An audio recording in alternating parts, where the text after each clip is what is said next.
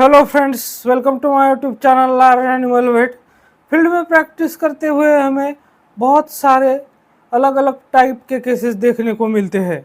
तो उसी में से एक है फ्रैक्चर का केस। तो हम मेडिसिन के बारे में तो बहुत कुछ जानते हैं, और जो जहाँ पर मेडिसिन की प्रैक्टिस की जाती है तो वहाँ पर अच्छे से हम प्रैक्टिस भी करते हैं। लेकिन कुछ केसेस ऐसे होते हैं कि जहाँ माइनर सर्जरीज करनी पड़ती है, या फिर वहाँ पर हमें कुछ सर्जन का भी काम करना पड़ता है। तो जैसे कि फ्रैक्चर का केस है, तो मैं आज आपके सामने एक फ्रैक्चर का केस लेके आया हूँ, जहाँ पर मैंने उसको प्लास्टर किया, और मैं आपको पूरी केस एक्चुअल में दिखाऊंगा कि कहाँ फ्रैक्चर हुआ, का किस तरह का फ्रैक्चर हुआ था, और उसकी कंप्लीट रिकवरी तक मैं आपको पूरा वीडियो इस बार दिखाने वाला हूँ। लेकिन उससे पहले अगर आप मेरे चैनल से नए जुड़े हैं या अभी तक आपने मेरा चैनल सब्सक्राइब नहीं किया है, तो प्लीज़ मेरे चैनल को लाइक, शेयर और सब्सक्राइब करें। साथ में बेल वाला आइकन दबाकर ऑल वाला ऑप्शन भी चुनें, ताकि भविष्य में आने वाली हर वीडियो की नोटिफिकेशन आपको समय समय पर मिलती रहे।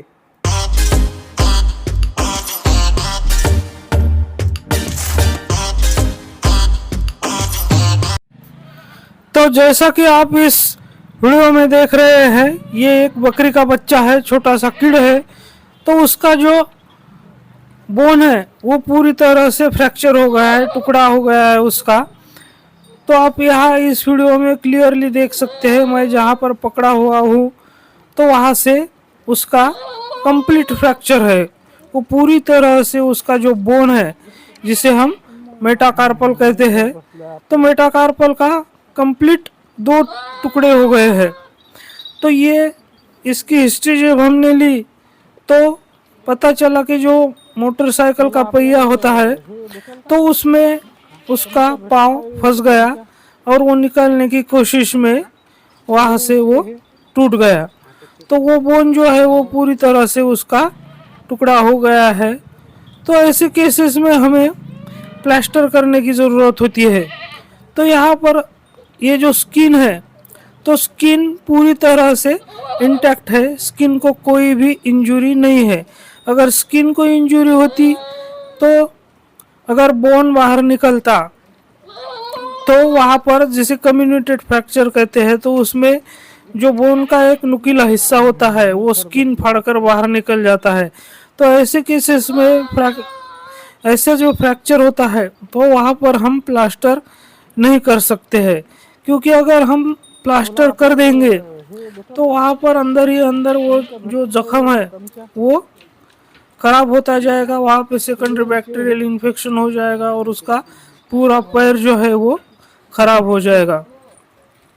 तो उसको हमने जो पीओपी होता है, प्लास्टर ऑफ पेरिस, क्योंकि ये छोटा बच्चा है तो इसको जो ग्लास फाइबर बैंडेज आता है तो उसकी ज़रूरत नहीं थी, जो कि जो हेवी एनिमल्स होते हैं तो उसमें वो बहुत ही अच्छा रहता है। तो ये छोटा बच्चा है, इसलिए हमने पीओपी से इसका प्लास्टर कर दिया है।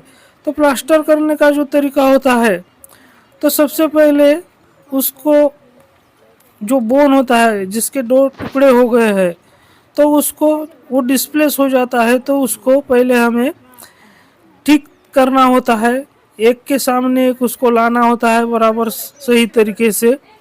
उसके बाद उसके उसी कंडीशन में जो कॉटन होता है, कॉटन पहले लपेटा जाता है, बाद में उसके ऊपर सपोर्ट के लिए हम जो बांस होता है तो उसकी लकड़ी का भी यूज़ कर सकते हैं, या फिर प्लास्टिक के पाइप का भी यूज़ कर सकते हैं। उसको काट कर हम सपोर्ट के लिए उसको लगाते हैं। उस पर से जो बैंडेज कॉटन आता है तो उसको अच्छी तरह से हम लपेट लेते हैं।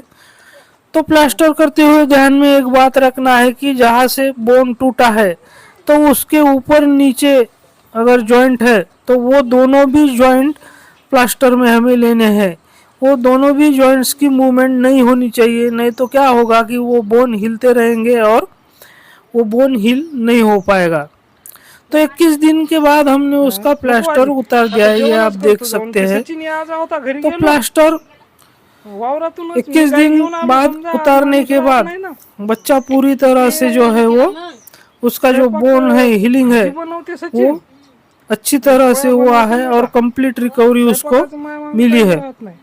तो रिकवरी के बाद का वीडियो जो है तो वो भी मैं आपको दिखाऊंगा।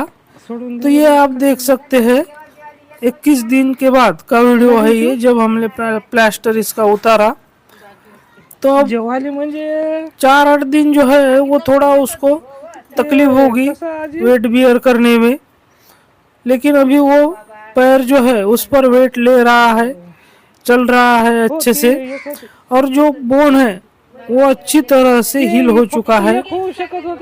हमने अच्छे से उसको पालपेट करके देखा है तो बोन की हीलिंग कम्प्लीटली हो गई है और बच्चा पूरी तरह से रिकवर हो गया है।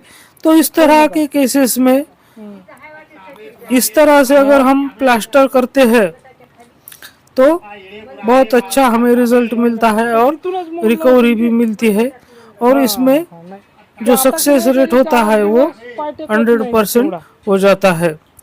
तो हमें इस तरह से ट्रीटमेंट का अप्रोच लेना है।